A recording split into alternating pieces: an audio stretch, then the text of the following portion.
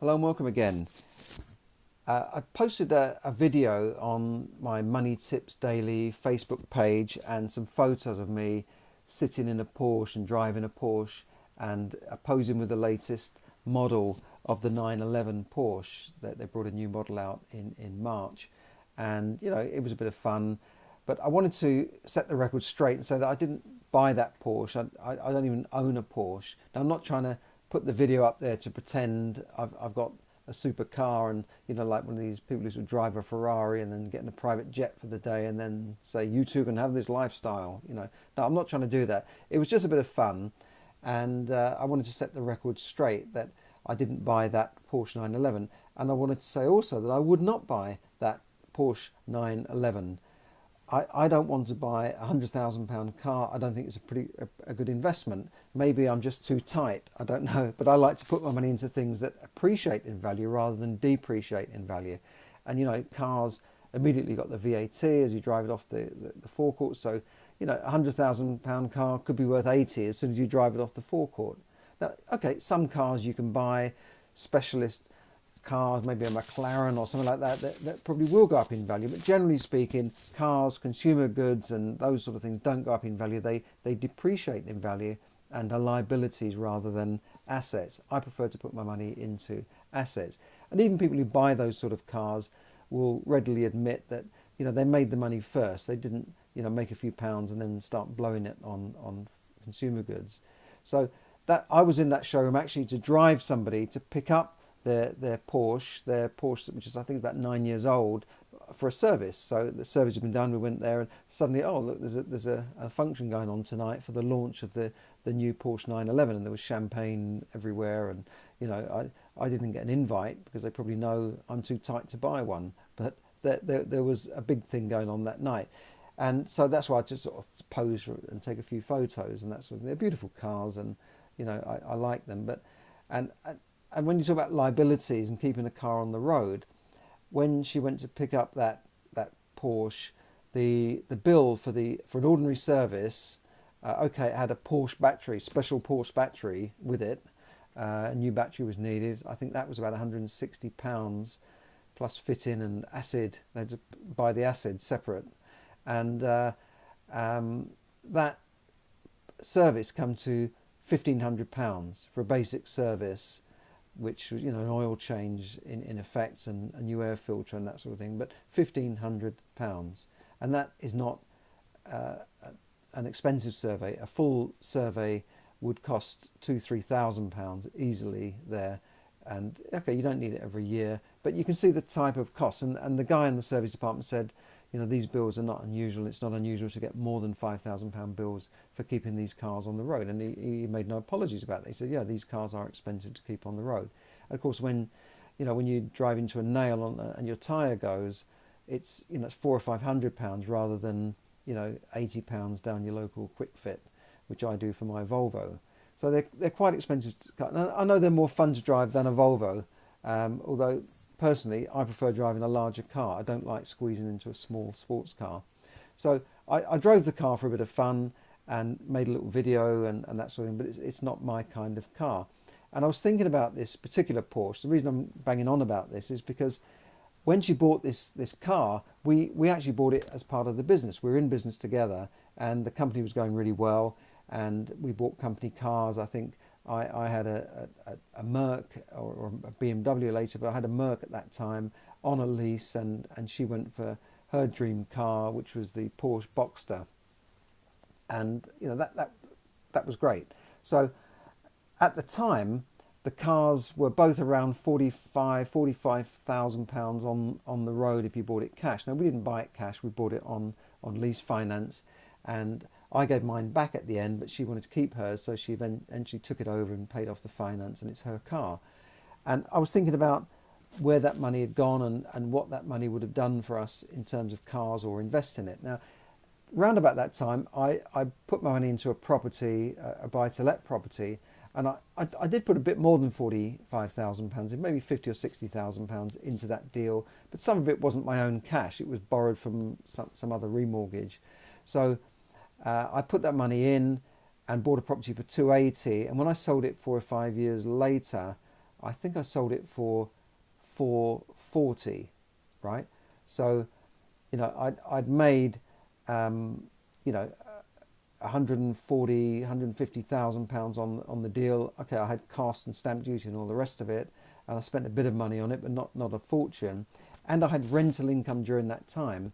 But let's say that after my costs, I'd made for myself around about, I'd certainly made more than £100,000 even after tax. Yeah, so I'd doubled the amount of money that I'd put into that deal. I got back double. Plus, I had rental income in the meantime, which went into other things. So overall, it was a pretty good investment, right? Yeah, I had a bit of work to do on the property, and I had to collect rent.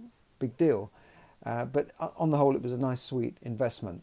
Now, the money that went into the Porsche, what is that Porsche worth today? What is a second-hand Porsche 9 years old worth today? Even in good condition, it's not going to go for more than £10,000 to £15,000 maximum, maybe less than 10 sometimes.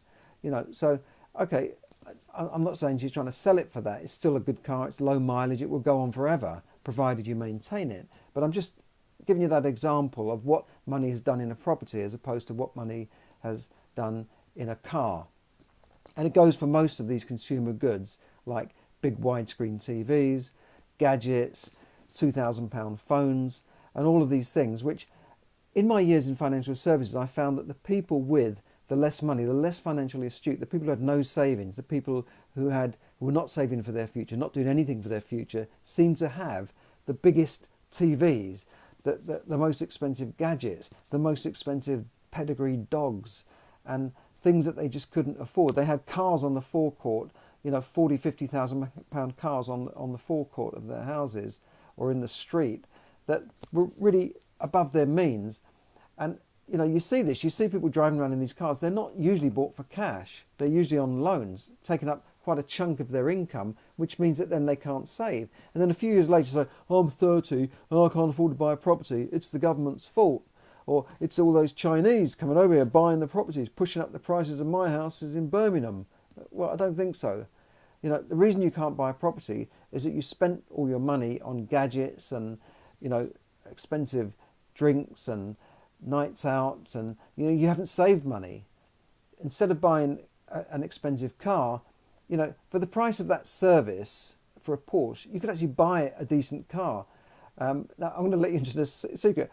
My old Volvo, I bought that second hand for a couple of £1,000 and it's still going 5 or 6 years later. It saved my life when someone smacked into the back of me. So I drive an old Volvo. Yeah, it might not be as much fun as a Porsche, but it just makes me smile every time I get into it to think that it costs less than the service for a Porsche. Now, I prefer to put my money into things that will make me money. I prefer assets which puts money into my pocket rather than liabilities which take money out of my pocket. So think about that. Think about what you're doing with your money.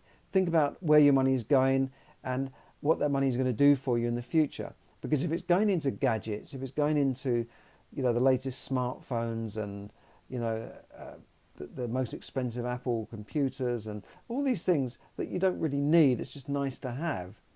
If you're spending money on 3 or 4 holidays a year that you could actually be putting into savings for a deposit on a property, whether it's your first home or whether it's an investment property, then think about that, because the ideal situation is when you have the investments that give you the income to do the things you want to do when you want to do them, and that you're taking it not from your capital, but you're drawing from the income produced by your capital, from the return on your investment.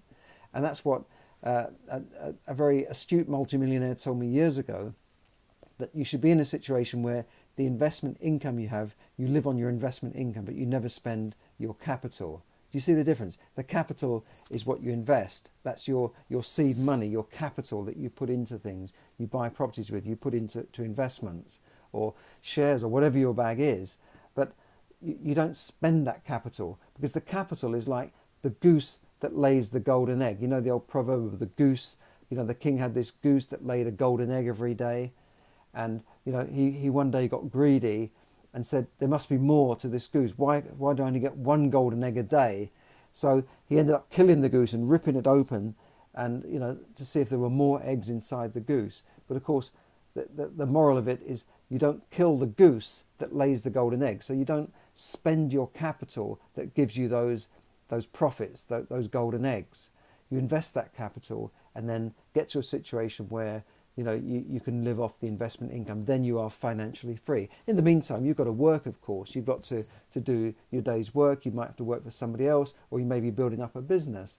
But the ideal situation, if you want to be financially free, is you have and that's the same as a pension. A pensioner lives off their pension. They've saved enough in their working life to draw from their pension, so that they don't have to go out and physically work or push trolleys around a supermarket car park. They've put that money aside.